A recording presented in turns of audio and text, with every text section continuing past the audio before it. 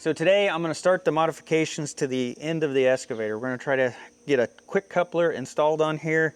We're also going to try to modify the bucket so that it attaches to the new quick coupler. And besides working on this, I also just need to make sure that everything as far as livestock is concerned is in good order, because tomorrow my niece is getting married and we're going to be gone most of the day. So I just need to make sure the pigs all got feed and that all the animals are good. So let's go ahead and get started. This may be a long day. So right now this bucket is pinned on, and there's actually roll pins in here that hold the pins in place. We got to drive these out. Oh, maybe. I feel like I need something bigger. I'm sure these are metric. I don't have a punch the right size.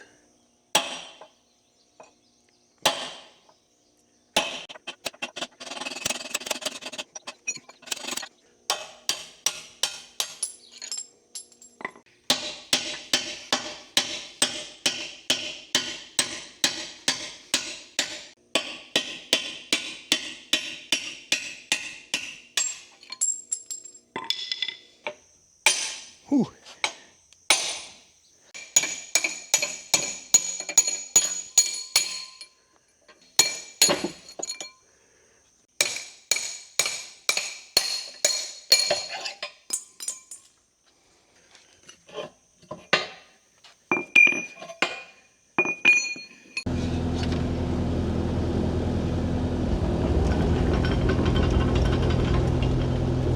So this bucket is a Land Hero. This is actually made by Land Honor.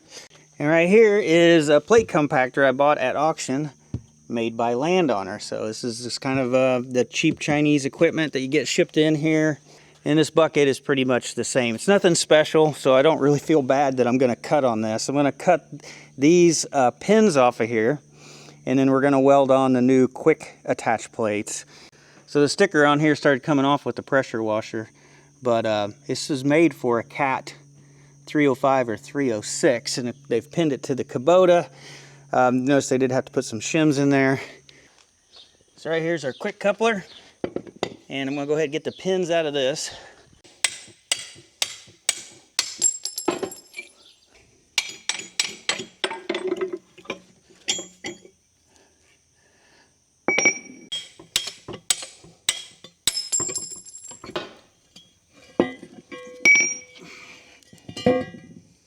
Now I got these new pins. I'm going to slide in here. We're going to check for pin wear. That other bucket, it would wobble quite a bit. So I'm afraid these bushings here are worn out. See how much slop? You can see the slop in that pin. It is definitely needs new bushings in here. And the bushings, they just come right out. So I don't know if they're supposed to come right out, but they do. They may be an indicator that they're worn also. Now this side doesn't just come right out, so maybe it's not as worn as bad. The rear pin's actually good. On here, it's actually, if there's any slop, it's in the joint above it. This feels pretty good. So when we look at the curl of the bucket here, this has got a ton of slop in it. I can tell it's back and forth, so the pins are worn. Oh yeah, that thing's moving like, oh my, almost a 1/4 inch. Very worn right here. So it looks like I'm gonna have to order new bushings for at least this bottom section and these two sections as well. And then I probably need to order new pins. Probably the pins are worn out right here and there, so need to get all that on order. Now the pins down here, of course we got new pins that came with the quick coupler, so we won't have to order anything for that. But yeah, we're not gonna get this all quite put back together very quickly. But when we do, hopefully this is all in, you know, back to kind of factory condition.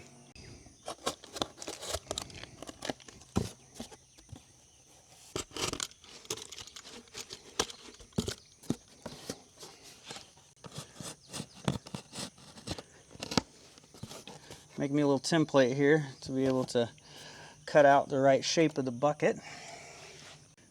So I made me a second template that's even more accurate, and we're going to try to get this put on here.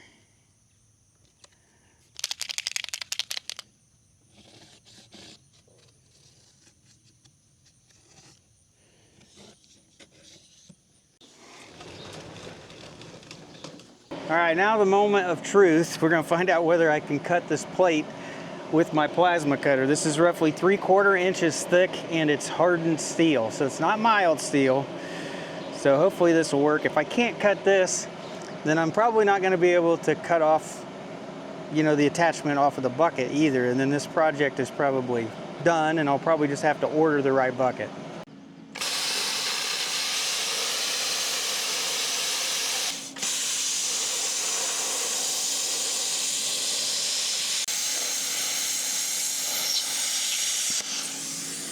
So this is a 60 amp plasma cutter, but I only have the tips for 50 amps. And I'm really close. Like some places it's cutting through, other places the dross is wanting to kind of glue it back together at the bottom, but it's like really close to being able to cut this.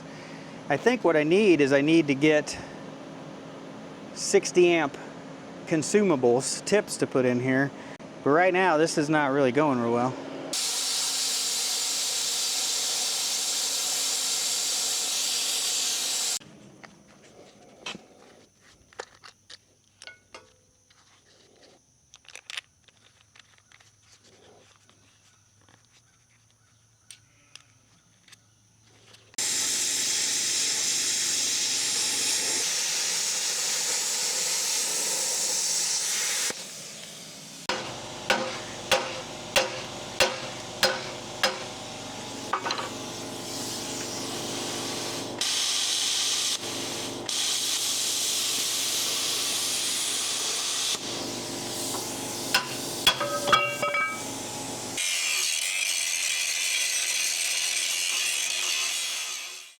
I've been grinding for a while. Let's see how this fits. There you go. I don't think that looks too bad. You can see that our front pin, that's pretty close to the original. You can see that the back pin is going to be up about an inch different than it was before, but pretty close to the same geometry. So I think I can just go ahead, I can use this as a template to cut the other one out to match.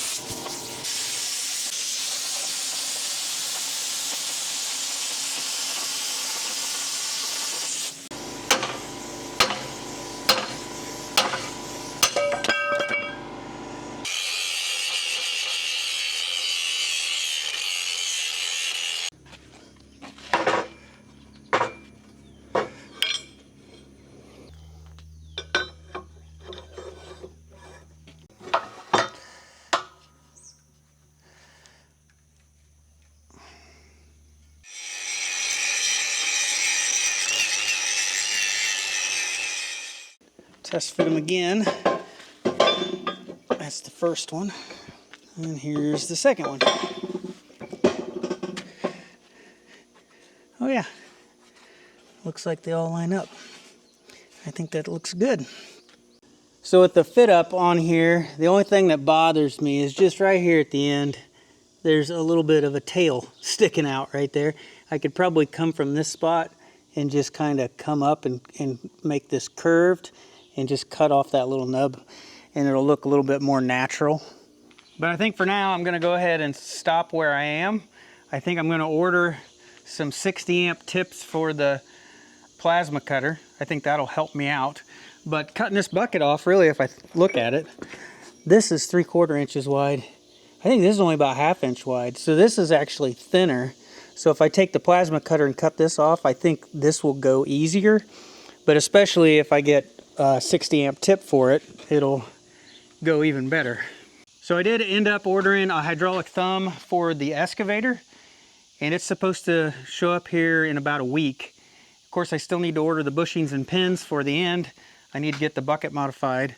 So my goal is, like by next weekend, hopefully I'll have all my parts and I'll have the bucket done and I can get this all put together and it'll be ready for demolition. So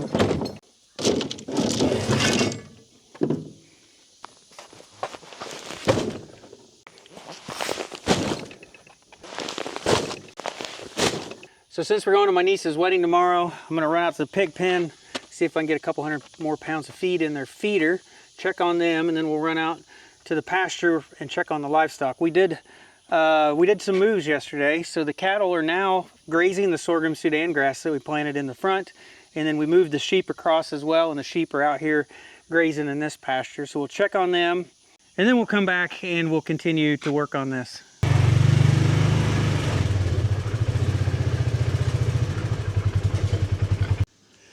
Well, the pigs are definitely getting big, and as we look in the feeder, you can see there's corn down in there, so they're getting it out. They ain't having no trouble getting the feed out of the feeder.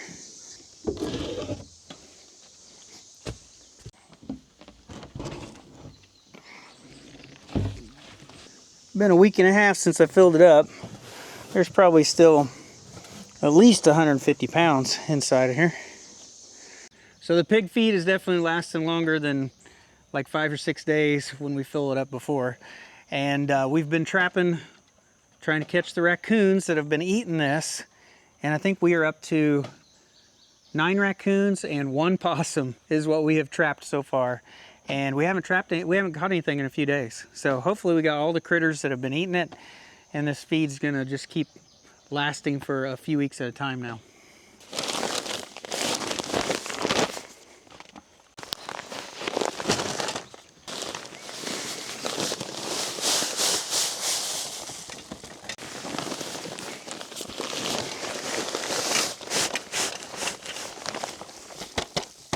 So I probably could have brought 1 more bag to put in here. So roughly 250 pounds of feed was ate in about a week and a half. So that's not bad. That's a lot better than what it was before. Look out, buddies. Oh, that thing is heavy.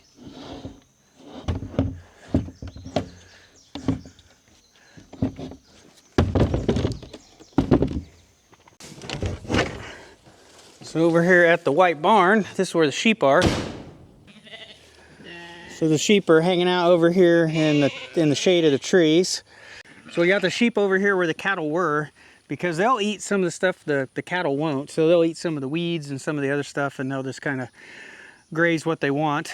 And the cattle got moved back over by the pine trees and then out in the sorghum Sudan grass.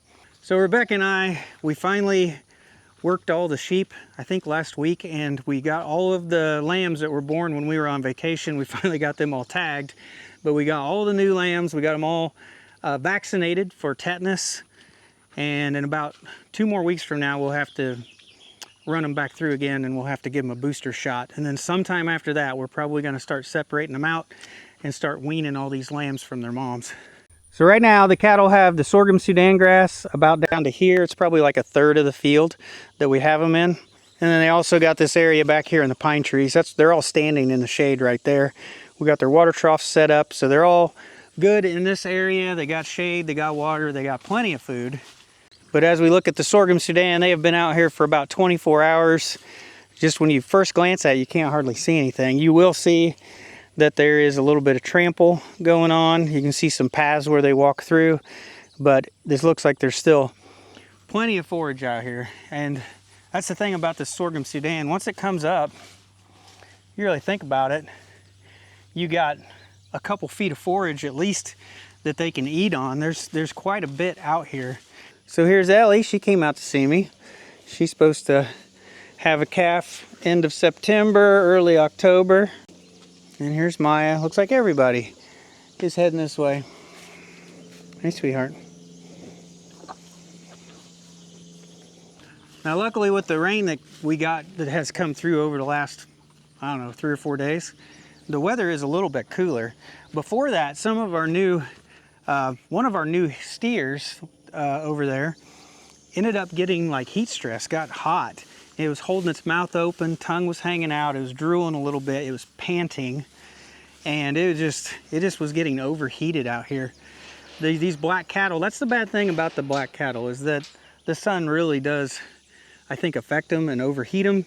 And we were coming out here and spraying them with like a garden hose, and we were cooling them down during that really hot weather, and they would just stand there. They wouldn't try to get away from us. They would stand there. They would just let us soak them down with that garden hose. And that's the only way we could, that's about the only thing I think we had as a choice to really help them out and cool them down.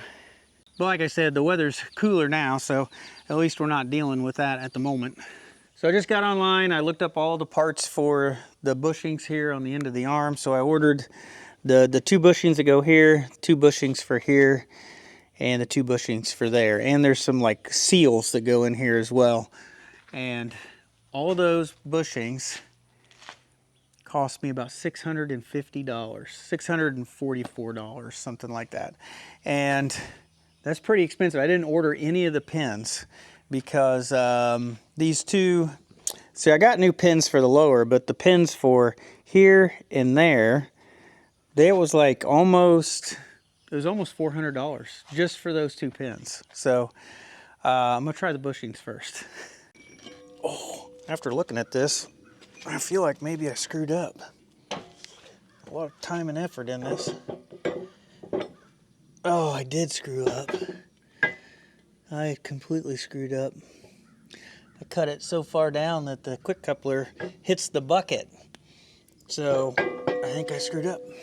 So we'll take another look at my problem here. I've got my plate that I cut out in here. Right here is the interference. This is the shape of the bucket. I would have to move where I cut it about 2.5 inches. So I've laid my 2 pieces next to each other again. This is like the original size that it was before I cut it. And it looks like I gotta move about 2.5 inches. I've marked a line on here where the quick coupler is, so that's what I have to clear. And I'd have to move all my cuts downward. And I've got almost exactly 2.5 inches there. And that leaves me like no leeway. Like if I wanna leave a 1/2 inch of clearance between that coupler and the bucket, I don't have enough space right there. On this end, I got about 3 inches, so I could give myself a 1/2 inch of space on this end.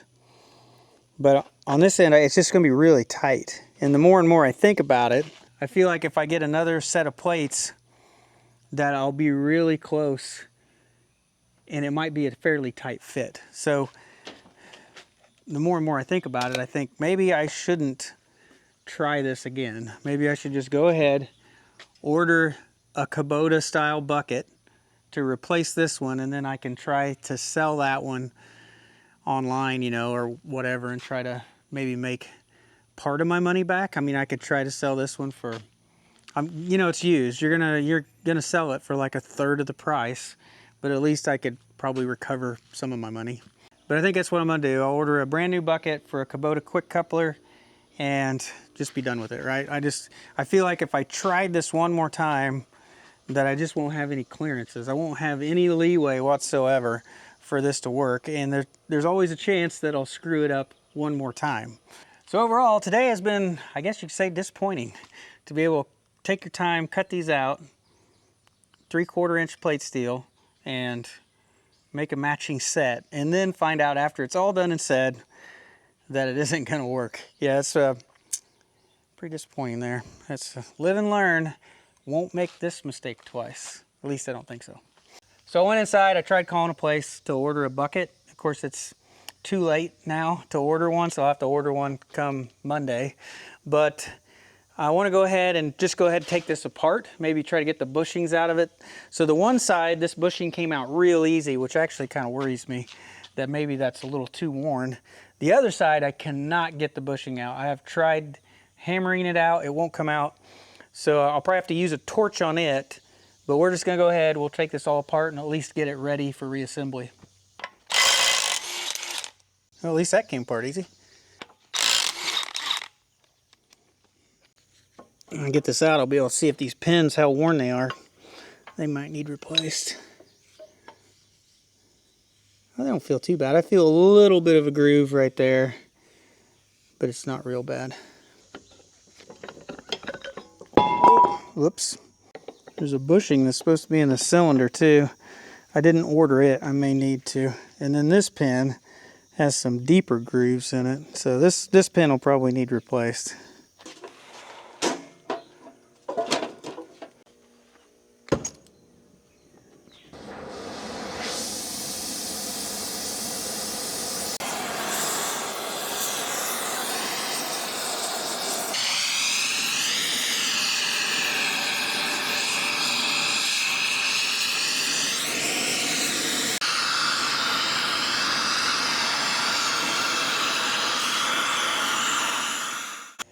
So I was doing my best to try to, I don't know, heat that up and burn out any gunk that may be in there.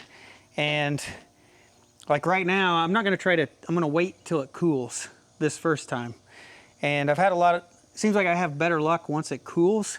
When it's hot, that's expanding, and that's probably just getting tighter. But we'll let it cool down, and then we'll try to see if it'll come out. So on the end of this cylinder, there's a bushing in here too. There's supposed to be grooves in here for the grease to go around, and the grooves are almost gone. That's how worn that bushing is. This one definitely needs replaced.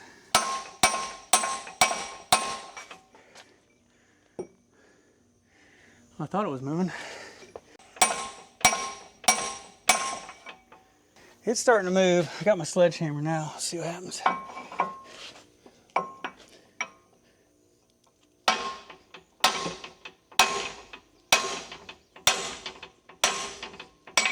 Oh, yes. Clean this up a little bit with a little bit of degreaser. This is some, I think it's Zep degreaser. I just put it in a spray bottle. Definitely cheaper to use this.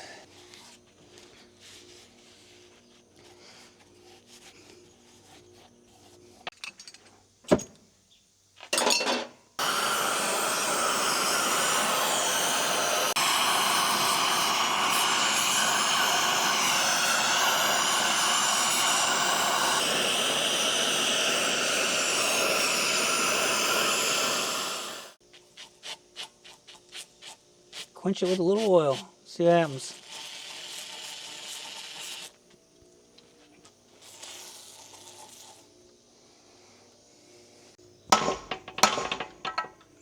Ooh, it's hot. Still hot. Oh, that felt like it moved.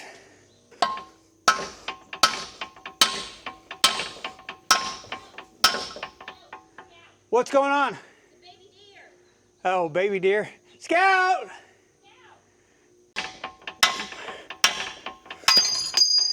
Oh, man.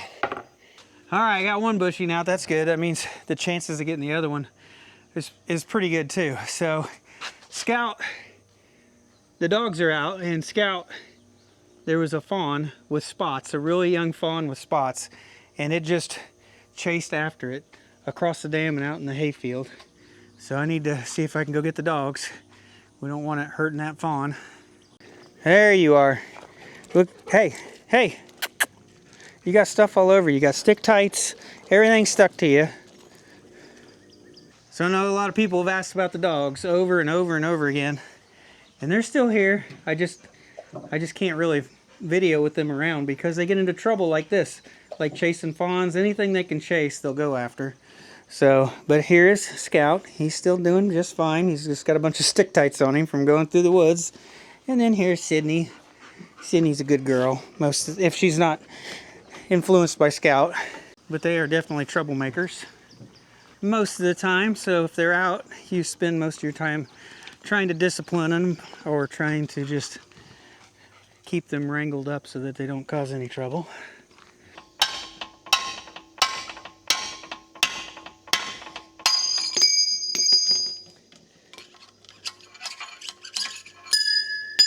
That was a spacer. My hands are probably greasy. What are you doing? I'm gonna take my gloves off. What are you doing? You gonna be a good boy? You got like 100 stick tights, thousands of stick tights. And you, Sydney, you don't have any stick tights. You didn't go running through the woods like he did you? Yeah, good girl. All right, I've got all the bushings out now that I ordered. So whenever all my parts show up, I should be able to start putting this together. I do think that I need to order bushings for this hydraulic cylinder here, and then I need to probably order one of those pins was worn out. So a couple more things to order. But yeah, once all the parts get here and a new bucket, we'll get it all put together. So we should have the thumb, we should have the bucket, we should have all of our parts, and we can get it all assembled at one time, and then we'll be ready to work. But it's pretty late right now. It's 7:46 in the evening. I've got to get cleaned up, we got to get packed, and we got to go to my niece's wedding tomorrow. So I probably need to get all this put away and call it a night. And yeah, hopefully in a week or two, Yeah, I'm not sure how long it'll take to get all the parts, but hopefully in a week or two we'll have everything. We'll get this put back together, and we'll really start getting some work done. We'll hopefully start tearing down the firewood shed, and then I may use this to move the carport. I've used a tractor in the past. I could still use a tractor, but I may use this. I'm not for sure. This will be a lot slower, but you don't really need to move quickly when you're moving a carport. So we'll wait and see. But yeah, so a couple more weeks, we'll have it all put back together. But I think that's it for today's video, guys. So I hope you have a great day, and I'll see you next time.